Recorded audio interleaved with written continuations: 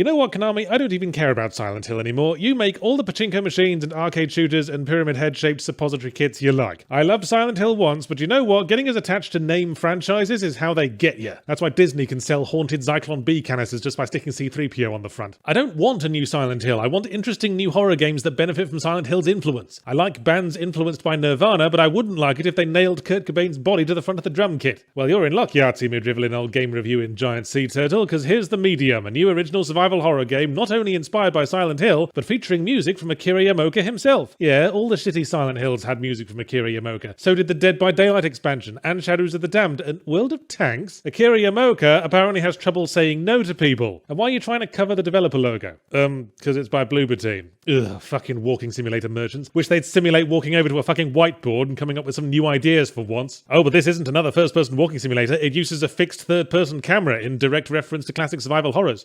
Consider me on board for now, Bloober Team. But the moment you make me backtrack through a door that inexplicably leads to somewhere different, I'm making you play my new get kicked up the arse simulator. For you see, that camera thing tells me something significant. That someone gets it. Someone gets that the third-person fixed camera adds to the atmospheric sense of detachment that survival horror benefits from. Feels more like you're being watched from the shadows by parties unknown, and less like you're nestled up against the protagonist's nice warm buttocks the whole time. Some people might say the medium hardly needs it though, since the atmosphere of detachment is adequately created by the personalities of all the characters, but those would be some terribly cruel people. Anyway, the medium is about a 20-something girl who wears clothes of a size somewhere between small and large, and also has the ability to perceive the spirit world and talk to the recently dead. She gets called out to an abandoned vacation facility and site of a famous massacre to uncover the sinister truth behind both it and her mysterious origins, and get some material for her urban exploration YouTube channel. This might sound weird, but it took me a while to figure out that this fixed camera survival horror game with a gloomy atmosphere about exploring both a decrepit real world and an identically laid out scary nether world that looks like it's made primarily out of ham was supposed to be Silent Hill inspired. Talk about missing the other world for the crucified bodies on spikes. I guess I just wasn't picking up the same vibe. It reminded me more of Darkseid, that old point-and-click adventure game about exploring an H.R. Geiger designed parallel dark world as the protagonist struggles to overcome the horror of their moustache. Silent Hill feels organic and visceral and wet. The medium felt more dead and dusty and as dry as a newlywed Baptist who doesn't believe in foreplay. Some kind of combat element might have helped. I don't say that because Silent Hill had combat. Silent Hill combat was like the stick in the ice lolly, serving a purpose but not the part you want to chew on. It really seemed like the medium was gonna have a combat element, but then it didn't. All the pieces were in place. We established that ghosts can hurt us, and that we're going to a place with more ghosts than the bargain bin at the Call of Duty shop, and that the main character can load up her arm with spirit juice to fuel a blast attack and a shield. So I was like, great, ghost laser tag, let's Luigi's Mansion this bitch. But then we don't get that. Your blast attack is used mainly for clearing clutter out of the way like it's a fucking astral leaf blower. And the closest thing to combat is the odd forced stealth stroke evasion sequence against a recurring monster who kills you in one hit, which is about as engaging as such things ever are. That is, as much as holding in a fart at a distant cousin's wedding. And then at the end of each act, the main character, who I seem to remember having a name, but it's one of many things about the medium I struggle to hold in my memory, confronts a big elaborate monster spirit form of whoever's been stirring up the trouble most recently, and it really seems like a setup for a boss fight, and then what's her name just defeats them in the same cutscene with no bother. Look, I'm not asking for an exchange of ectoplasm bullets as our flaky protagonist dodge rolls about like Sonic the Hedgehog, but the artists seem to have put a lot of work into the monster designs, and I'm sure it'd feel a lot more worth it if we had a chance to explore all their jiggly flaps looking for the weak spots. On the monsters, I mean, not the artists. Combat isn't just a distraction to keep the twitchy kids occupied while mum and dad are stroking their chins at the random document pickups. To a horror game, it adds context and engagement. Having to use a machete to hack aside the undergrowth in your path is what separates jungle exploration from a nature hike. The running theme of my time with the medium is that I always felt like I was more skating along the top of it than getting immersed. The gameplay didn't grab me. It's the usual survival horror inventory puzzle stuff. Explore environment, find door blocked by rabid polecat, explore a bit more, find can of rabid polecat repellent, etc. But the level design constantly herds us towards progress, and I never felt like I was the one coming up with the solutions. Case in point, there's a bit where the recurring monster is stomping about and we have to evade it until we find a way to restart a generator, at which point main character lady says, "Aha, now I can turn the tables on the monster." And I was like, you can? It's really not clear how. You're gonna plug in a karaoke machine and challenge it to a something stupid off? I also wasn't grabbed by the story, although that might be retroactively because of the ending. If your plane ends up crashing in the mountains, it's hard to have fond memories of the airline's hot towel service. Token warning, just call me an auto shop for douchebags because there's a ton of spoilers coming in. Basically, the main character, Marianne, I think it was Marianne, finds the person who caused everything, and said person asks her to shoot them to stop the monster, and Marianne decides she's gotten really attached to this person in the 9 seconds they've had to talk, and proposes instead to shoot herself, which would also stop the monster by some awkward logic I wasn't quite convinced by. The argument escalates for a bit, then cut to black, gunshot, roll credits. So she either shot herself or she didn't. Guess it'll depend on sequel viability. The medium has good visual design and atmosphere, but I wasn't thinking about those during my suddenly much freer afternoon. I was wondering why violent ballistic death leapt that quickly to the top of Marianne's proposed solutions list. Just felt really out of nowhere. Failure of characterization, I suppose. The suicide ending made sense in Spec Ops: The Line and Silent Hill 2 and My Last School Reunion.